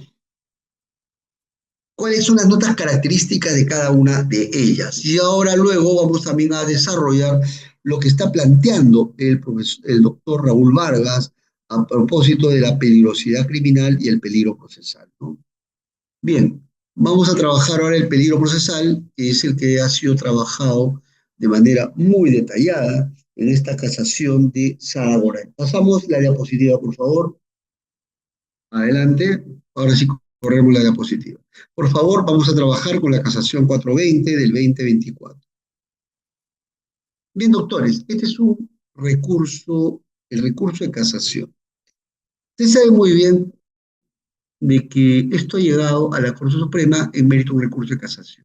Pero antes tenemos que ver qué cosa es lo que se examina en un recurso de casación. Por cierto, el recurso de casación no es un recurso impugnatorio ordinario, sino extraordinario. Se entiende que en el proceso penal solamente existen 2 instancias y solamente llegan en casación algunos casos, ¿no? ¿Y qué es lo que se ve en un recurso de casación? No es una tercera instancia de la Corte Suprema cuando ve en casación. ¿Qué cosa es lo que se fiscaliza? Si la resolución en materia de casación incurrió en infracción de preceptos normativos sustantivos o procesales, ¿no? Lo segundo es que no se vuelve a evaluar, no se vuelve a reexaminar el material probatorio otra vez. Por eso que se dice que el recurso de casación no convierte a la Suprema en una tercera instancia. Lo único que se examina, oído a la música, como diría el Beco, se examina el cumplimiento de la regla de derecho probatorio sobre la obtención de fuentes de prueba, la actuación de medios de prueba y sobre la apreciación del material probatorio. En buena cuenta, sobre la valoración del material probatorio. Seguimos pasando, por favor, doctores. Adelante. Siguiente diapositiva. Corremos. Bien, doctores. En esta casación de Sadagoray, ¿ya? ¿Qué cosa es lo que se discutió? Ustedes saben que para la configuración del peligro procesal puede concurrir o bien peligro de fuga o bien peligro de obstáculo. ¿Qué cosa es lo que se discutió? ¿Cuál fue el primer motivo por el cual el caso subió en casación? Si es que se exigía al mismo tiempo los 2 peligros o bastaba uno de ellos. Es decir, para que se configure el peligro procesal debía que debía verificarse el peligro de fuga y además del peligro de obstaculización de la actividad probatoria, o es que acaso basaba con que se configure solamente uno de ellos. Eso fue el primer motivo de la casación. ¿Y qué cosa es lo que dijo la Corte Suprema? La Corte Suprema zanjó de manera clara, de manera nítida, que no se exigen los dos peligros para que se configure el peligro. Basta que se configure uno de ellos. ¿Cuál fue el basamento para decir ello? El artículo 268 establece expresamente de que para la configuración del peligro procesal basta o bien el peligro de huida o bien el peligro de entorpecimiento a la actividad probatoria. El acuerdo plenario 1 del 2019 también remarca esta idea que no se exige la configuración o la verificación de los dos peligros. Basta que se cumpla uno de ellos. Por eso que aquí se concluyó la Corte Suprema de que no se exige la concurrencia copulativa de los dos peligros. Basta un peligro. Por cierto, hay que distinguir entre lo que es el peligro de fuga o el peligro de obstaculización de la actividad probatoria. Cuando hablamos de peligro de fuga, estamos hablando de la presencia de algunos indicadores a partir de los cuales se puede sostener de que el imputado va a fugarse, ¿no? Y es por eso que tenemos algunos indicadores que se evalúan en el caso concreto. Y en donde uno de los indicadores a evaluar para saber si el imputado se va a fugar o no son los arraigos del imputado. Los arraigos del imputado se evalúan para establecer si tiene o no arraigos, ¿no? Si tiene arraigos, se entiende de que es ubicable, por ende, es un dato que nos hace pensar que no se va a fugar. Pero si no acredita cabalidad sus arraigos, ¿qué es lo que ocurre? De que es probable que no sea ubicable y por ende es alto el peligro de huida. Y aquí voy a centrarme en que este no es el único indicador del peligro de huida del imputado. El otro indicador es la gravedad de la pena. El hecho de que al investigado le espere una pena bien alta y grave hace pensar, a partir de ese dato, que puede escapar, ¿no? El otro dato del peligro de fuga viene a ser la magnitud del daño causado, ¿no? Esto es de la gravedad de los cargos. Como los cargos son graves, que se están atribuyendo al imputado, es probable que huya, ¿no? El otro indicador del peligro de fuga viene a ser su pertenencia a una organización. Cuando la estructura criminal prácticamente es utilizada para sustraer a los imputados de la acción de la justicia, ¿no? Es otro indicador. Otro indicador viene a ser el comportamiento procesal negativo, como por ejemplo la no asistencia a algunas diligencias que convoca la Fiscalía. Y ese es un dato que está rehuyendo la acción de la justicia. Por lo tanto, el comportamiento procesal negativo, ¿no? El comportamiento procesal negativo, ¿no? Para hablar de un peligro de que ese imputado se va a escapar, ¿no?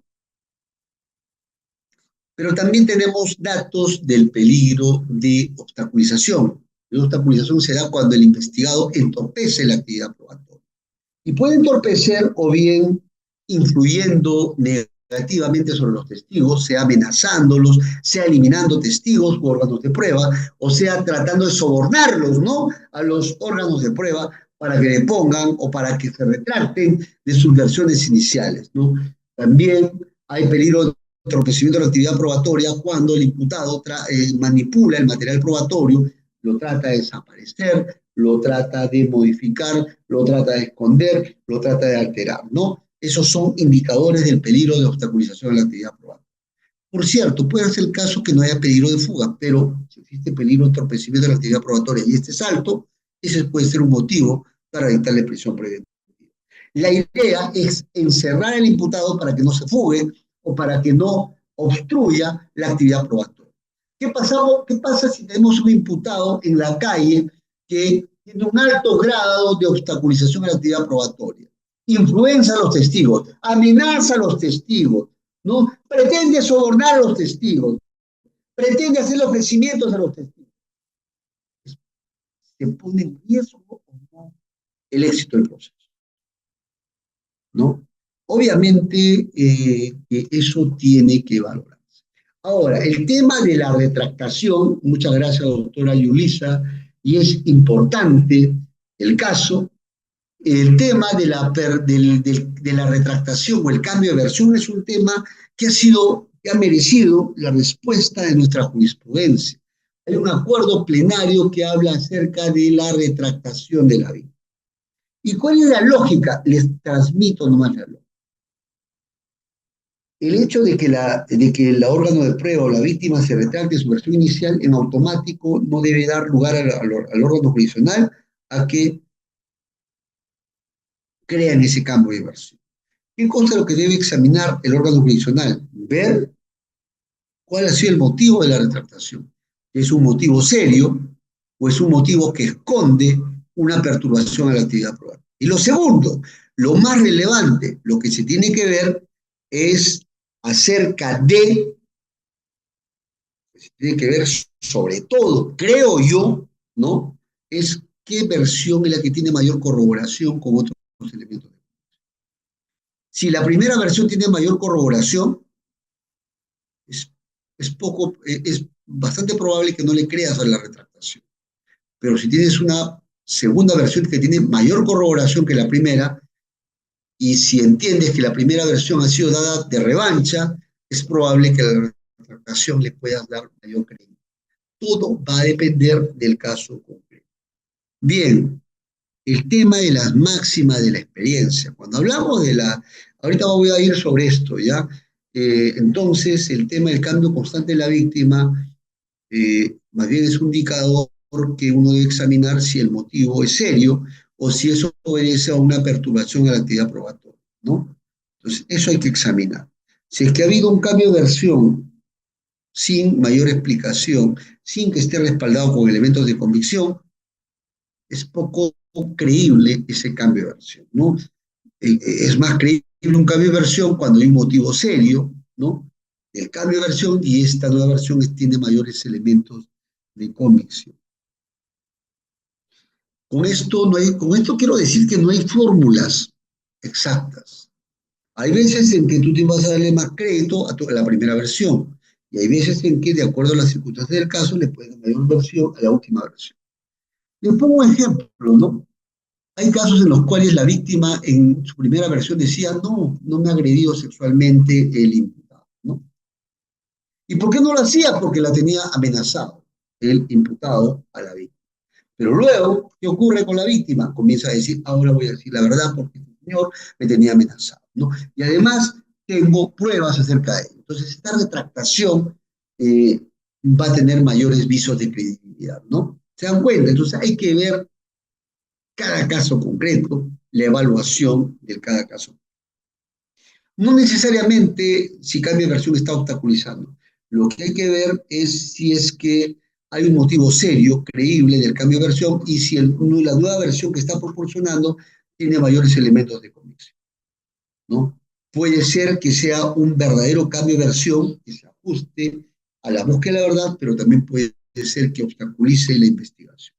Todo va a depender del material probatorio que escolte a la nueva versión, ¿no? Si no hay nuevo elemento probatorio de nueva versión, poco creíble, ¿no? Pero si tiene, digamos, corroboración, es más creíble, ¿no? A ver, ¿quién ubica la sentencia plenaria por el cual se estableció que perfectamente puede haber cambio de versión? O mejor dicho, se evalúa la valoración probatoria del cambio de versión. Alguien me dice una plenaria para pasar, si no, al siguiente tema.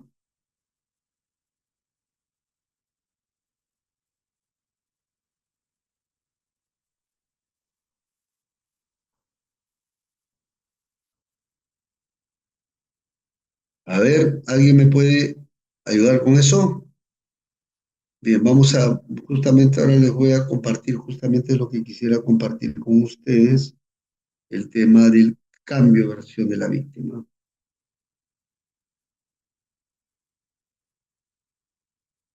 Entonces, esto hay que evaluarlo, ¿ya? Son datos que tienen que ver con la valoración de la prueba, ¿no? Eh, por eso hay que evaluar el tema de razonamiento probatorio, por eso que es sumamente importante, ¿no? Acuerdo plenario del 2 del 2005, ¿ya? Acuerdo plenario del 2 del 2005, por favor, para que se anote. Bien, doctores, el segundo motivo, ¿ya? De la casación, doctores, a propósito del estándar probatorio.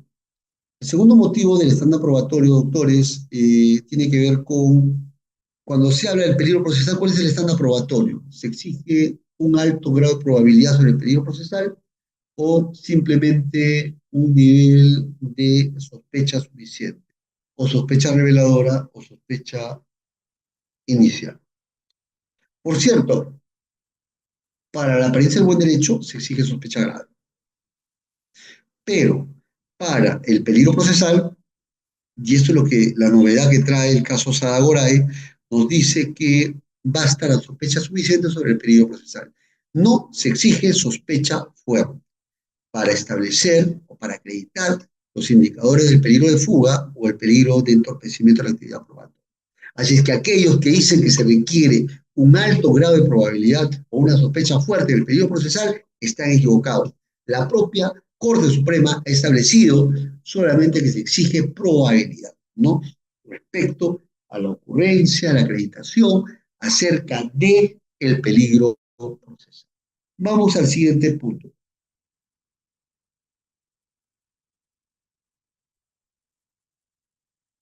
Siguiente diapositiva, por favor.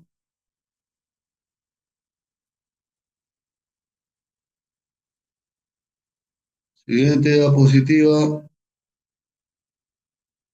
Doctor, ya cambié la Tercer diapositiva. motivo. Muchas gracias, doctor. Bien, vamos al tercer motivo ahora, ¿ya? Vamos al tercer motivo que me parece también sumamente importante, doctores, ¿no? Este es sumamente importante. ¿Y por qué lo digo, doctores? Es sumamente importante el tercer motivo porque habla acerca de la pluralidad de domicilios. Ojo, cuando hablamos de la pluralidad de domicilios, esto parte de una premisa de que el imputado acreditado tiene varios domicilios al mismo tiempo. Si el imputado acredita o el fiscal acredita que el imputado tiene varios domicilios y eso se verifica probatoriamente, entonces es ubicable el imputado en varios lugares. Por ende, no puede haber jamás riesgo de fuga, ¿no? Jamás puede haber riesgo de fuga cuando hay pluralidad de domicilios, ¿ya? Pero es distinto al caso cuando el fiscal argumenta lo siguiente, por ejemplo. Hay casos en los cuales el fiscal argumenta, ¿no? El imputado tiene domicilio según su ficha RENIEC en el domicilio 1. Pero además el imputado se le ha visto que domicilia, que se le ve entrar y salir y pernocta en el domicilio 2. Y como punto 3, además el imputado tiene una propiedad en el inmueble 3. Por lo tanto, tiene 3 domicilios. Eso es inexacto. Eso no son domicilios.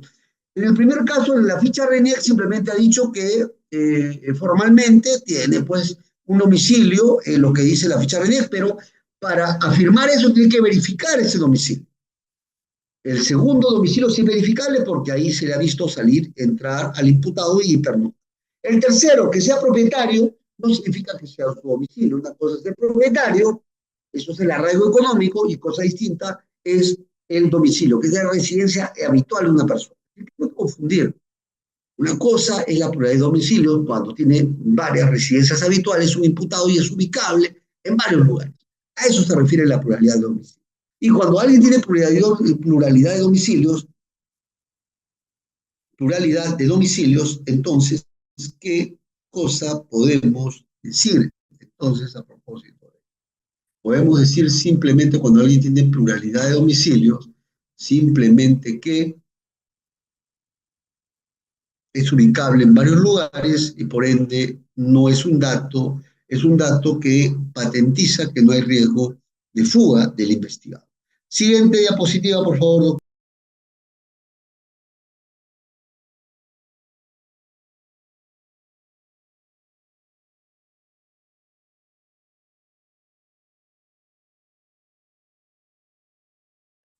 Doctor, el micrófono está apagado, disculpe.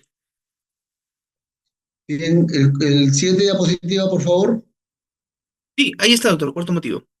Bien. Tiene que ver con otro tema de la vinculación con una empresa en el Perú, ¿no?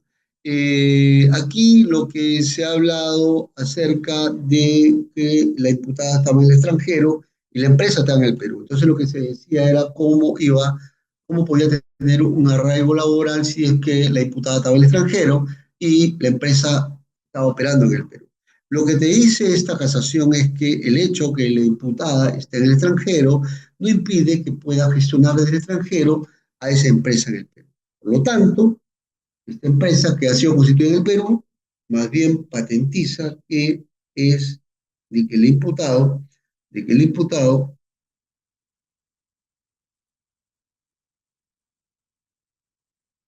más bien patentiza que el imputado tiene vinculación con el Perú, tiene gestión en el Perú.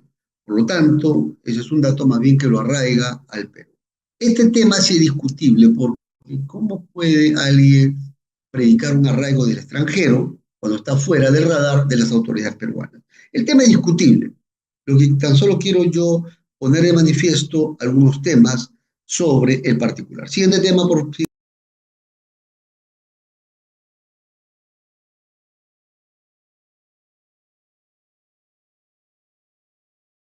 doctor, siguiente diapositiva.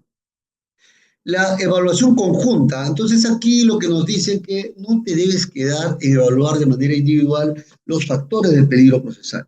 Tienes que evaluar de manera conjunta para establecer si hay mayor peso, el peligro de fuga o no de dicho peligro de fuga. Es decir, hay que evaluar todo en su conjunto.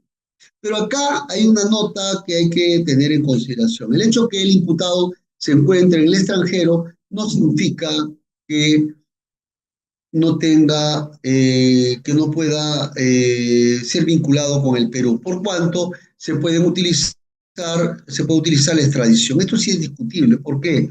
Porque una extradición a veces con los Estados Unidos, en ese caso, demora bastante, ¿no? Así que no, esto de acá es un argumento, creo que debe repensarse. Creo que una de las características de las leyes es que se aplican de manera igual a todos los ciudadanos, ¿no? Y creo que esto sí es discutible, ¿no? No se puede hablar de que el hecho que haya mecanismos de extradición con Estados Unidos un poco que anula el peligro de una persona, ¿no? Si no, mañana más tarde dejamos salir a la persona al extranjero y simplemente decimos que se puede recurrir a la extradición. Tema discutible.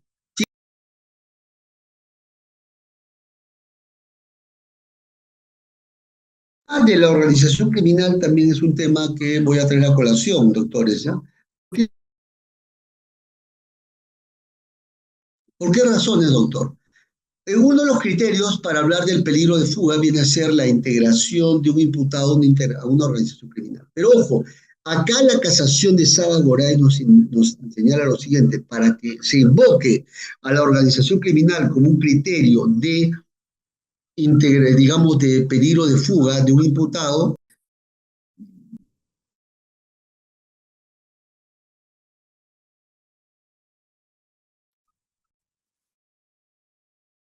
debe tenerse en cuenta que debe tratarse de una organización criminal activa. Si se trata de una organización criminal que ha sido desarticulada, ya no puede invocarse este factor como un dato del peligro de fuga. Eso es lo que en buena cuenta nos dice la casación de Sada Goray, ¿no? Bien. Siguiente, por favor, diapositiva.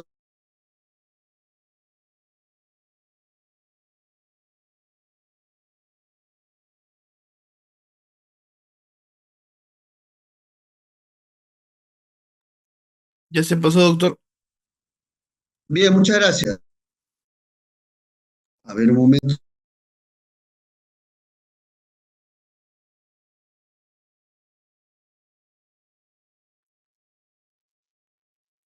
Bien, doctores, mientras vamos esperando un momento al doctor Richard Concepción, vamos viendo los motivos que nos explica la sentencia de Sada Goday y de igual forma también entender cuáles han sido los elementos óptimos para la forma de comisión del delito, mientras que el doctor Richard los va desglosando cada uno de ellos. Sí, un momento nos dijo el doctor Richard, ahora sí, ya podemos continuar. Bien, muchas gracias. El otro dato de esta casación es la forma de comisión del delito, lo que nos dice que la forma de comisión del delito no puede utilizarse a la vez como un peligro de obstaculización. ¿Qué pasaba anteriormente, anterior a esta casación? Se solía utilizar la forma de comisión del delito al mismo tiempo como un dato para articular el peligro de obstaculización. Básicamente el fundamento es que si el juez o el fiscal ha utilizado el modo de cometer el delito para efectos de la apariencia del buen derecho, ese mismo criterio ya no lo puede utilizar para el peligro de obstaculización a la actividad probatoria. Un poco esto es lo que nos dice la casación de Sada Goray. Tiene que buscarse en otros datos el peligro procesal, ¿no? Aquí, por ejemplo, se había detectado el uso de un nuevo correo electrónico para no ser detectado, ¿no? Y este dato era propio del delito imputado al investigado. Y este dato del delito imputado al investigado no puede utilizarse a la vez como un dato del peligro procesal. Eso es un poco lo que se remarcó en este caso concreto. Siguiente diapositiva.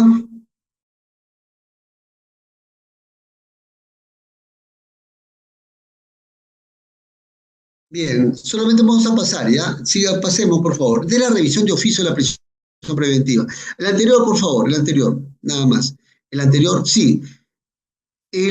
La revisión de oficio de la prisión preventiva ha surgido sobre todo a partir del caso Norín Catrimán, ¿no? Donde nos dice que la prisión preventiva es una medida cautelar, debe fundarse en suficientes elementos de convicción y está sujeta a revisión periódica. A partir de esta sentencia es que en se comienza a hablar de la revisión de oficio de la prisión preventiva, ojo, a partir de este precedente. Y esto llega a Perú a través del caso de Jaime Yoshiyama, ¿ya? A ver, por favor, pasamos las diapositivas.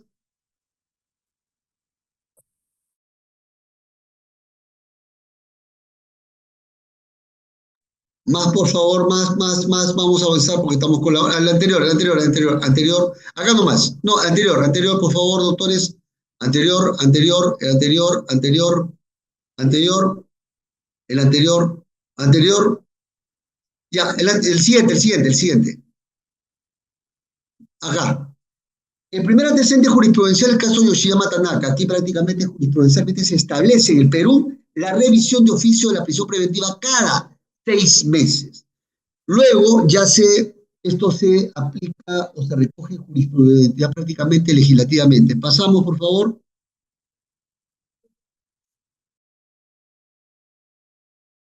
Bien, el decreto legislativo 1585. El anterior, por favor.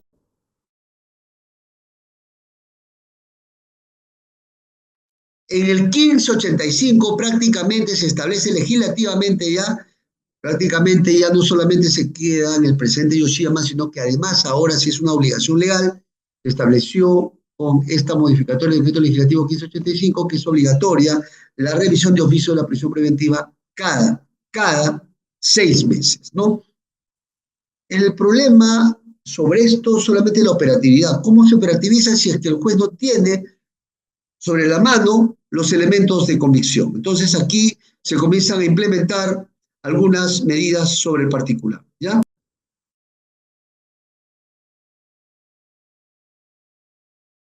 Siguiente, por favor. Siguiente, siguiente. Aquí nomás. Siguiente, por favor. Aquí nomás. Ya, aquí nomás. Solamente para dejarles un precedente importante, el expediente 498 del 2022-6 de la tercera sala penal de apelación.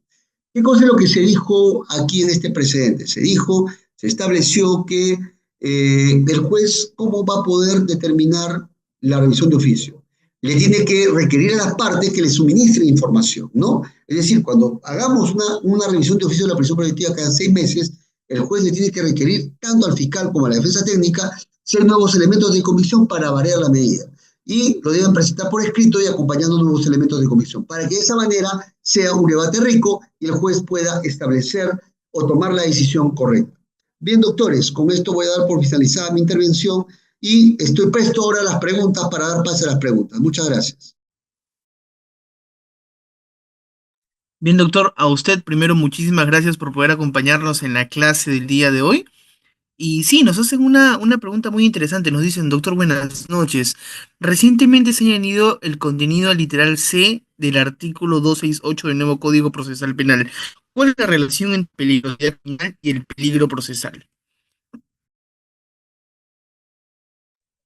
Bien, doctores, a ver, no hay que olvidar que cuando hablamos de una institución jurídica, doctores, siempre recurramos a la esencia de la institución jurídica. A veces no pueden cambiar de nombres y todo lo demás, ¿no? Y a propósito de esta modificatoria, eh, prácticamente se ha añadido un literal C, ¿no? Al artículo 268 y nos preguntan cuál es la relación entre la peligrosidad criminal y el peligro procesal. Aquí creo que hay que hacer una breve diferenciación que está introduciendo esta modificatoria. El peligro procesal es el peligro de fuga, el peligro de fuga o el peligro de obstaculización de la actividad probatoria. Cuando hablamos de la peligrosidad criminal, estamos haciendo alusión sobre todo pues a una suerte de derecho penal de autor, a la peligrosidad de la persona, ¿no? Esa es la nota característica que se ha buscado introducir aquí, pero con una deficiente técnica legislativa, ¿no? Y cuando se habla acá de la peligrosidad criminal, se está hablando del perfil criminal del imputado, ¿no?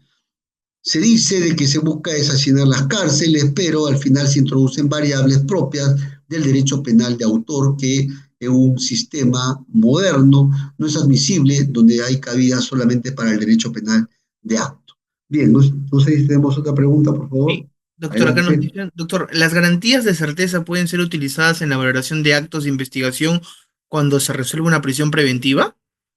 Por supuesto, esas mismas garantías son reglas de valoración del material probatorio, son reglas de razonamiento probatorio.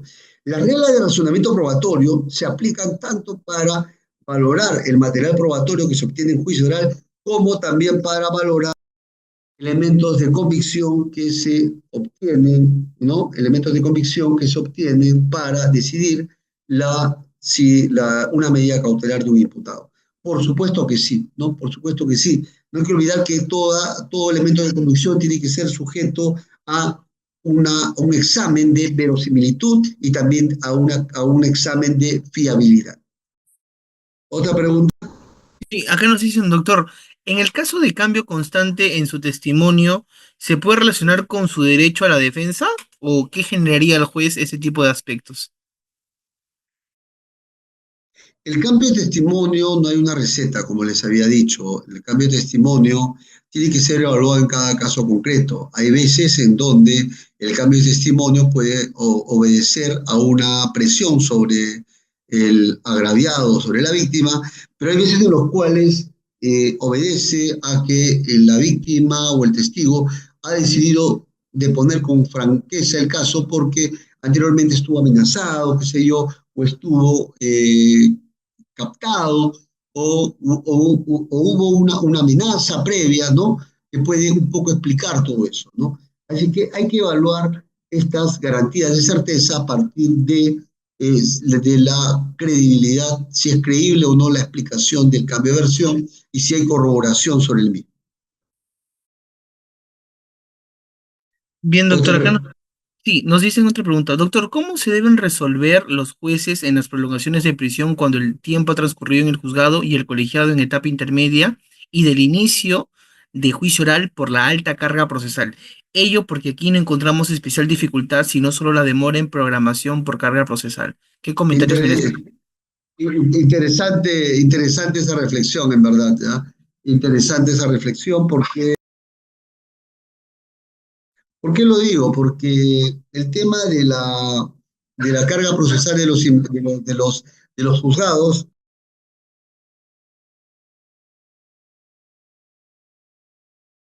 bien, ¿por qué decimos? Porque algunos sostienen que este es un típico ejemplo de una dificultad. No hay que olvidar que la dificultad se caracteriza por tres notas esenciales. La primera, que es un evento sobreviviente posterior a la prisión preventiva. La segunda nota característica de una dificultad es que digamos, se trata de un evento extraordinario fuera del curso normal de los acontecimientos. La nota la nota se introduce la nota de lo extraordinario.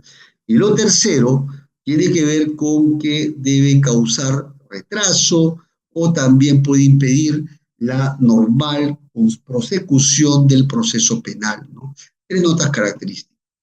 De aquí, por ejemplo, se evalúa el tema de la alta carga procesal. Algunos le entienden como, un supuesto de dificultad, pero otros, como el doctor Wilber Peche, nos dice que esto en realidad no calza como una verdadera dificultad, ¿no? Porque esto ya tiene que ver con un tema de carga procesal del juzgado, ¿no? Ya, hay que distinguir, ¿ya? Una cosa es la carga procesal y otra cosa es la demora. Cuando hay demora, sí hay responsabilidad del juzgado. O sea, no tiene carga y demora en programarlo. No tiene toda la agenda vacía y lo programa, imaginemos, para el 2030, que por ahí hemos escuchado, ¿no? En un caso, ¿no? No tiene sentido esto, ¿no? Solamente la carga procesal puede ser cuando la agenda del juzgado está completamente llena y no hay tiempo para más, ¿no? Ahora, el tema de la alta carga procesal es un tema, creo yo, que todavía jurisprudencialmente no se ha definido. Hay algunos que entienden que es un tema de dificultad y otros que sostienen que no se puede hacer cargar sobre los hombros del imputado esa problemática que tiene que ver con una mala organización del Poder Judicial, ¿no? Así es que el tema todavía creo yo que da mucho para desarrollar. Creo que en la medida que los tribunales superiores vayan definiendo el tema, vamos a tener una uniformidad en los pronunciamientos, ¿no? Bien, entonces hay otra pregunta, doctor. Bien, doctor, hay la última pregunta que nos están formulando y nos dicen lo siguiente. Doctor, ¿es correcto sostener que incluso si se incumplen los presupuestos del artículo 268 y los de la casación C-22-2013 de Moquegua, el juez puede no conceder la prisión preventiva requerida por el fiscal? El artículo 268 indica el juez podrá, no dice deberá. Exacto, no hay que olvidar que hay tres requisitos para el dictado de la prisión preventiva: sospecha grave, pronóstico de la pena y peligro procesal. Pero aún así puede ser que se cumplan los tres requisitos, pero aún así no la dictes. ¿Y cuál es la nota diferencial que va a marcar la pauta acerca de eso? La nota que va a marcar la pauta va a ser ¿cuál? La proporcionalidad. Puede ser que se cumplan con todos los requisitos, pero que no sea proporcional el estado de la prisión preventiva. Puede ser que el peligro procesal se conjure con una medida menos lesiva, como por ejemplo un arresto domiciliario o una comparecencia con restricción. Sí, esa es la idea más que todo. Otra pregunta. Acabo de revisar el chat y esas han sido todas las preguntas que nos han proporcionado. Agradecerle nuevamente su participación, una clase muy interesante que nos ha podido realizar usted por parte de Juris.p. Desearle los mejores éxitos y parabienes en su vida profesional como viene realizándolo. Y de igual forma esperando poder compartir otra cátedra con su persona a efectos de que también podamos tener estos espacios académicos que nos permiten también poder seguir confiando en la capacitación académica constante, pero más aún poder seguir confiando en cada uno de los procedimientos acorde que venimos nosotros teniendo. Así que, doctor, palabras finales por su parte, por favor, y de igual forma vamos a cerrar la sesión del día de hoy. Sin antes de finalizar, vamos a poder también mencionar que a los asistentes del día de hoy van a poder hacerse acreedores con el precio módico de 30 nuevos soles a la clase del doctor Richard Concepción Carguancho de prisión preventiva, cese, prolongación y apelación. De igual forma, el certificado va a ser válido por 24 horas con las diapositivas y el material complementario necesario para cada uno de ustedes. Ahora sí, doctor, palabras finales por favor de su parte para poder cerrar la sesión del día de hoy y de igual forma desearle un feliz año nuevo por parte de Juris.p. Bien, doctor, muchas gracias por la invitación a este espacio académico. También mis respetos a todas las personas que se han conectado. Imagínense hoy 30 de diciembre, 9:36. Seguimos todavía hablando sobre derecho, ¿no? Y eso es nuestra pasión prácticamente en el día a día. Es por eso que hacemos un alto en nuestras ocupaciones personales, ¿no? Y para decirles, traten de pensar las cosas. No se trata simplemente de repetir como repetidoras o como grabadoras lo que dicen los otros. La idea es reflexionar los temas. No interesa si tú estás de acuerdo o no con lo que yo pienso. Lo que me interesa es que captes las ideas, investigues y formes tu propio criterio. Lo que sí está mal es seguir como un coro, ¿no? A manera de repetidoras, digamos, diciendo lo que dicen los demás porque lo dijo tal persona. No, hay que reflexionar las cosas. Creo yo que a la medida que reflexionemos los temas, el derecho va a seguir avanzando. Y el derecho, y no estamos en la Santa Inquisición, ¿ah? O no hay una dictadura judicial acá, o una dictadura doctrinaria. Siempre hay ideas abiertas, nada está cerrado, ¿no? ¿Ya? Para las cosas, para, digamos, respecto a algunos temas. Bien, solamente quiero despedirme, deseándoles un feliz año, éxitos en todo. A Yuris P, mi agradecimiento por el espacio y nuevamente a esta persona especial, saludos de cumpleaños por el próximo 1 de enero del 2025. Muchas gracias, muy agradecido y esperamos vernos el próximo año, Dios mediante. Muchas gracias, doctor.